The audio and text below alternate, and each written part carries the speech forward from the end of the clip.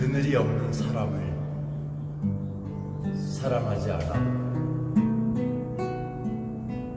그늘을 사랑하지 않는 사람을 사랑하지 않아. 나는 한 그루 나무에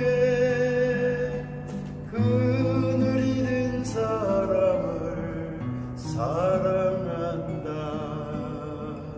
햇볕도 그늘이 있어야 맑고 눈이 부시다. 나무 그늘에 앉아 나뭇잎 사이로 반짝이는 햇살을 바라보면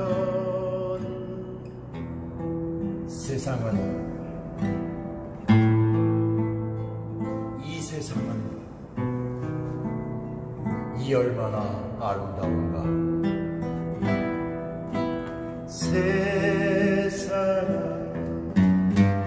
이 세상은 이 얼마나 아름다운가. 이 얼마나 아름다운가.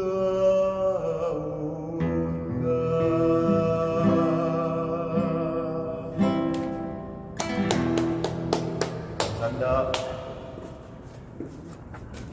안녕하세요. 잘 들으셨습니까? 우리 본명은 원상은이고 호가 나구입니다. 제가 이제 나구 선생님 그러는데 뭐 연세는 저보다 한 20여 년 넘게 이제 선생님이죠.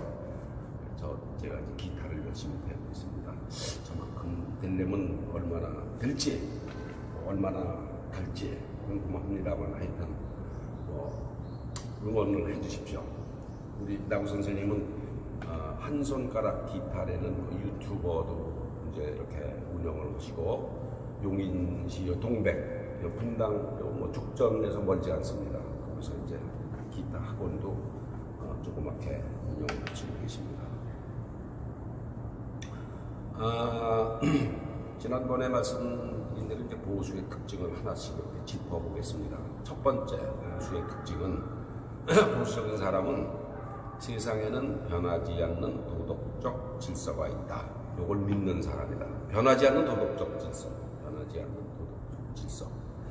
근데 제가 이제 말씀드리고자 하는 내용은 러셀 커크라는 미국의 사상가가 쓴 컨서버티브 마인드, 보수의 정신이라는 책에서 한 말입니다.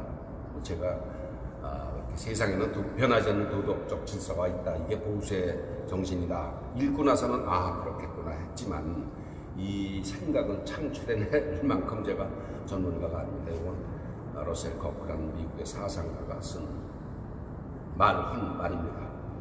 번역은 이제 중앙일보를 거쳐서 뉴스위크 한국 지사장을 지낸 이재학이라는 분이 번역을 했는데 참 정교하게 번역을 잘 했습니다. 그렇지만은 제가 정치 사상의 지식이 짧은 제가 그걸 제대로 이해하기에는 수준이 높은 책이었다고 자백을 합니다.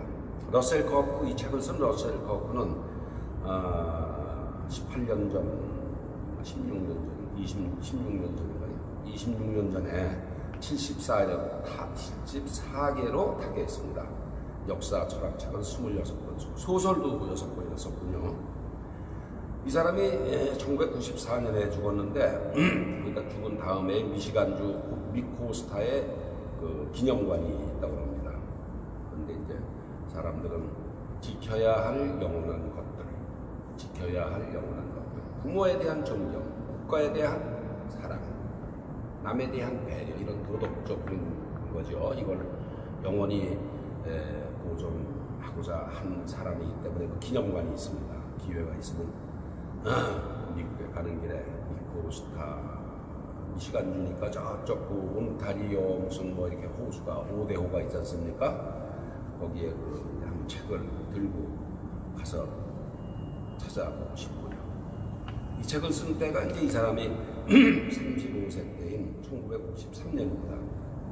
그때는 한국 전쟁이 정전 협정을 맺어서 휴전이 된 해죠. 35세 번역판이지만 이 800책이라는 두꺼운 책을 썼습니다. 이 사람이 이제 보수주의자는 불변의 도덕적 질서가 있다 이렇게 했습니다. 자, 불변 알겠어요. 도덕 이것도 알겠습니다. 질서라는 말도 알겠고, 그런데 불변의 도덕적 질서가 뭐냐 이렇게 딱 보니까 꼭 요거다. 꼭 집어 얘기하기가 쉽지 않습니다. 보수주의 또는 보수주의자는 뭐 공산주의자다, 사회주의자다, 무정부주의자다 이런 이념을 일컫는 말이 아니고 종교는 더욱더 아닙니다. 그냥 생활 용어라고 보시면 되겠어요. 우리가 이제 왜 이렇게 술 한잔 놓고 뭐 차 한잔 놓고 주제를 얘기할 때 나는 뭐 보수적이야, 보수주의자야 그러죠. 안 그러면 상대가 저 이제 틀린 경우에는 아유 넌 너무 나갔어 임마 그러죠. 너무 나갔다는 말은 진취적이거나 급진적, 그렇게 과격적이라는 말입니다. 좀처럼 이제 넌 진보적이야 그런 얘기는 잘 안 쓰죠, 그죠? 넌 진취적이야, 급진 과격이다 그러지 진보적이라는 말은 잘 안 씁니다. 그러니까 보수적이라는 말을 써도 진보적이다 그런 얘기는 좀 잘 안 쓰죠, 이 생활에서.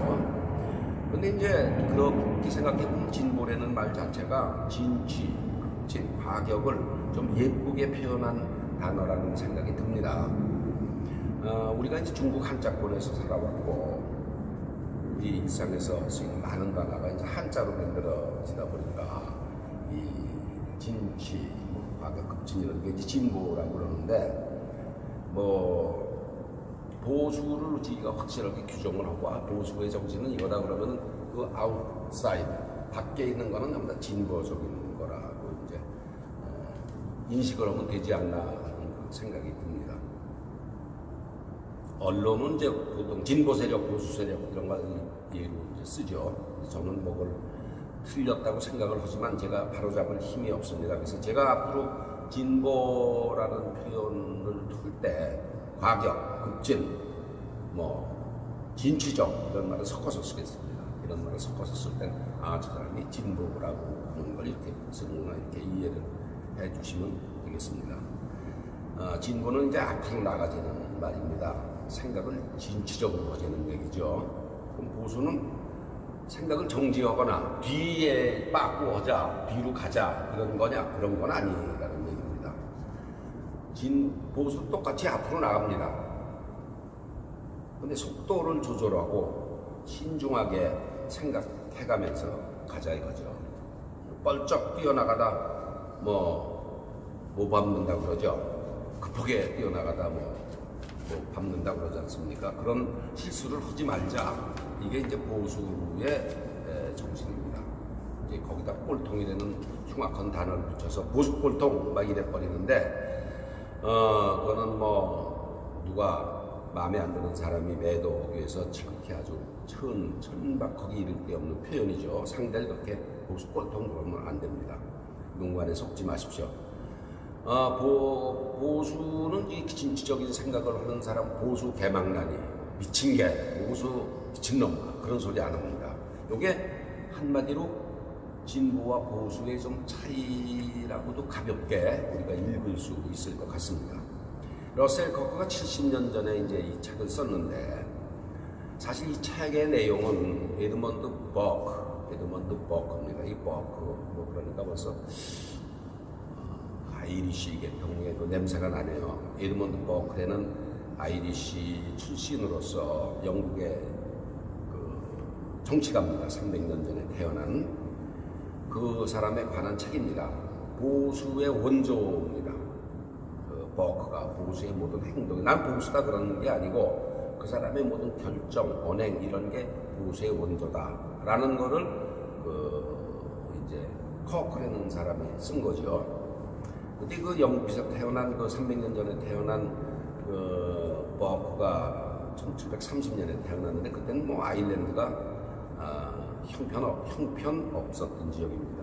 뭐 가난해서 지금도 아마 인구가 500만 명밖에 안 될 텐데 그때 뭐 전 인구가 몰살할 지경에 몰렸을 그런 당시에 아일랜드는 그래서 남미에서 그 콜럼버스가 남미를 발견하면서 같이 들어온 감자를 퍼뜨려서 간신히 먹고 살던 그런 데입니다. 그래서 조금 잘 산다 그러면은 영국으로 건너가서 정치하고 그랬습니다. 아일랜드 그때도 영국에서 파견된 총독이 다스리는 일종의 식민지 비슷하게 돼 있었죠.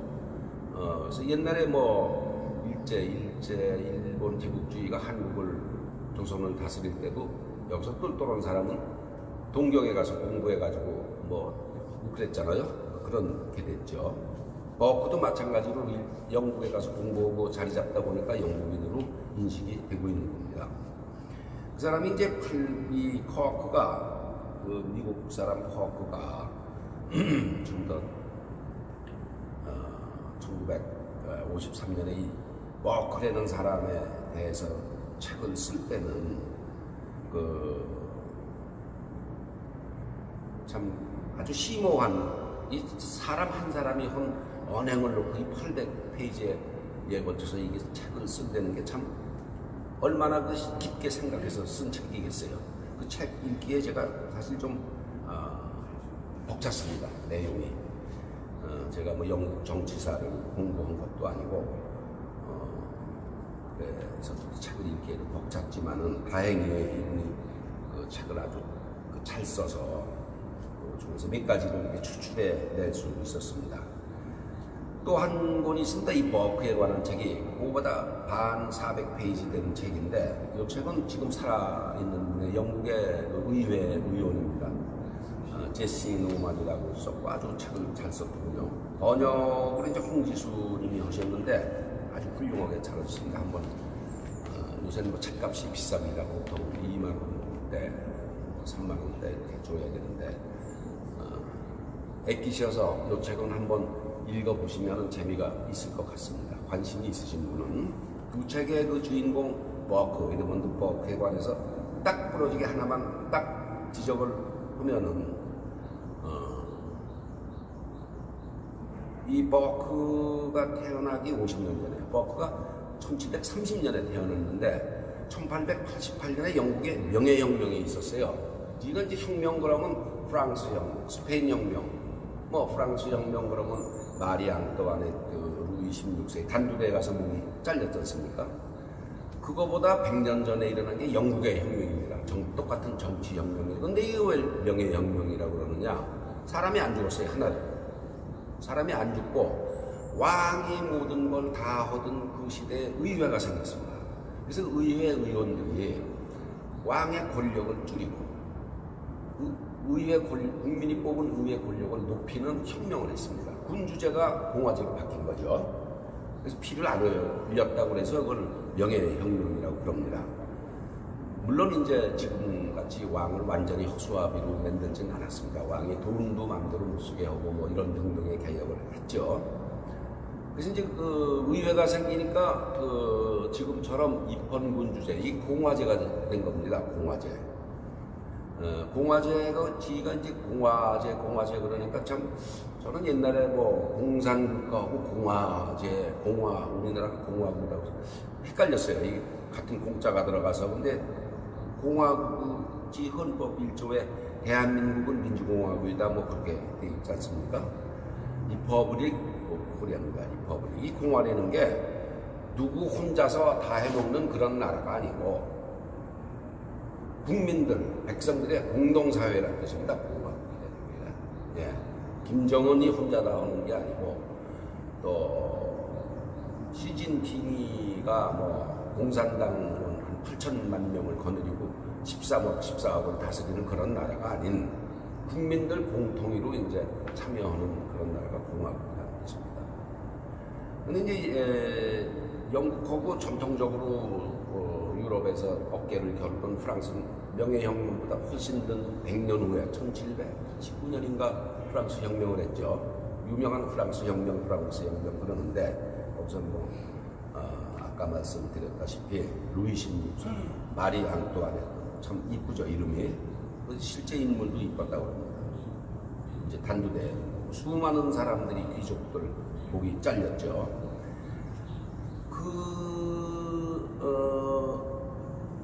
프랑스 혁명이 1789년에 일어나서 한 10년 있다가 버크가 죽었는데 한 7, 8년 있다가 버크가 프랑스 혁명을 신랄하게 비판을 했습니다.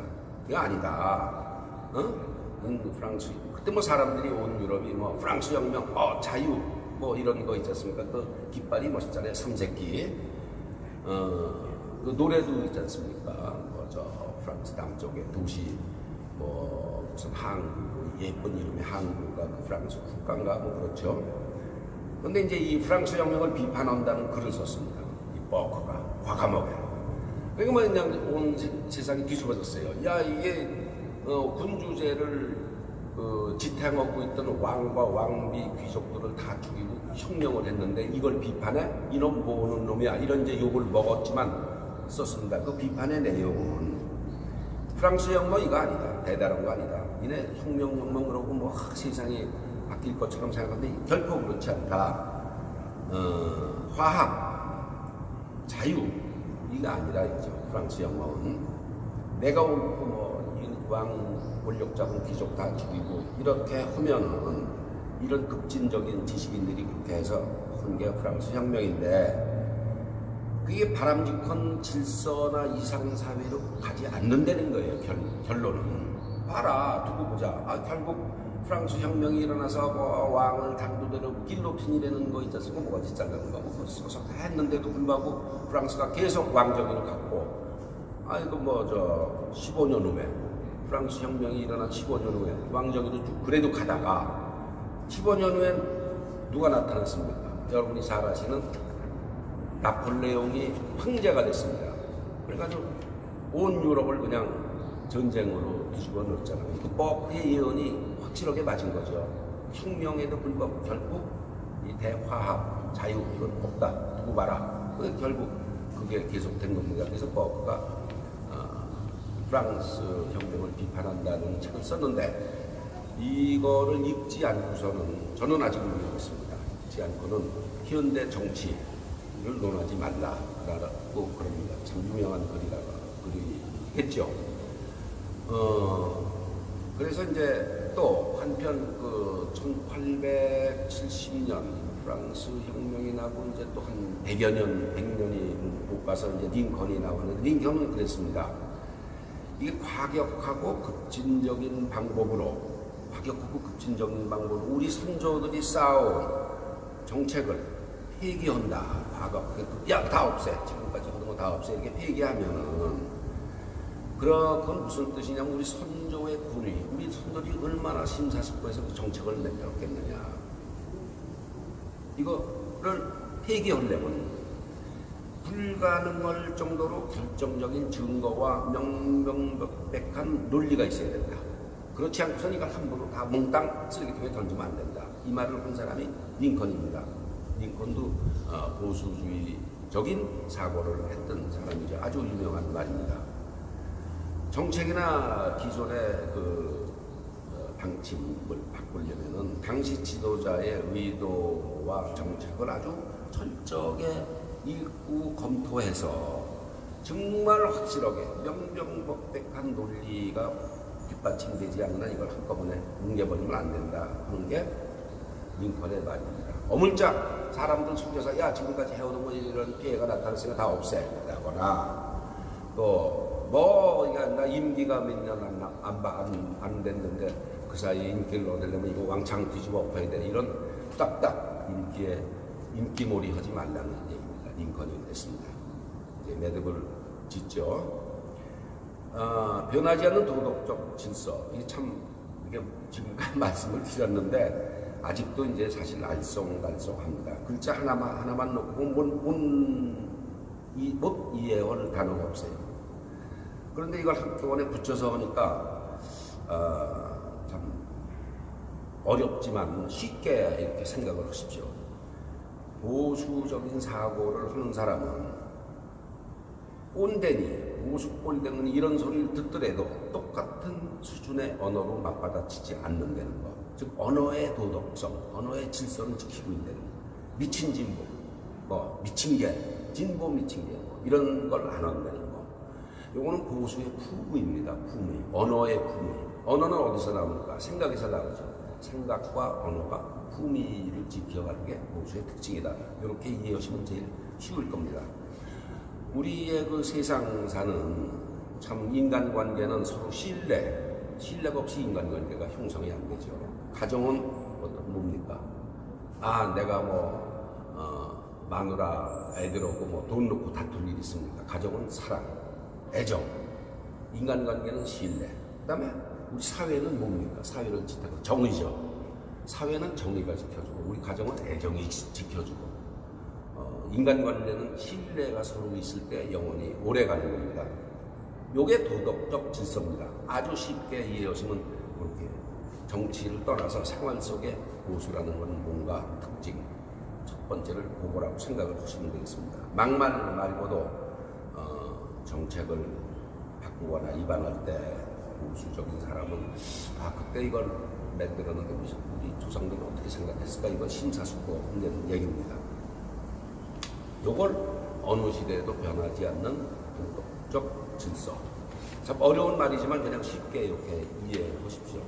저는 이제 지금까지 진보에 상대되는 보수의 개념을 쉽게 설명드리기 위해서 여러 가지 맞겠을 겁니다. 여러 가지 예시를 말씀을 드렸는데 막말을 하는 사람들에 대한 생각과 말의 품위 지키는 것, 그리고 혁명 지도 그래요. 촛불혁명이다 뭐다. 근데 혁명을 입에 달고 사는 사람들의 개혁에 대항하는 신중한 정책의 신중함이 보수의 특징이다. 이런 거는 세월이 바뀌고 사람이 바뀌어도 바꿔야 될 원칙, 안 바뀌는 원칙이다 라는 거를 버크가 행동으로 300년 전에 보여줬고 그걸 끄집어내서 보수란 무엇인가, 보수의 정신을 쓴 그 이 책의 저자가 얘기하는 첫 번째 보수의 특징입니다. 두 번째, 세 번째 또 다음에 곧 말씀을 드리겠습니다. 감사합니다.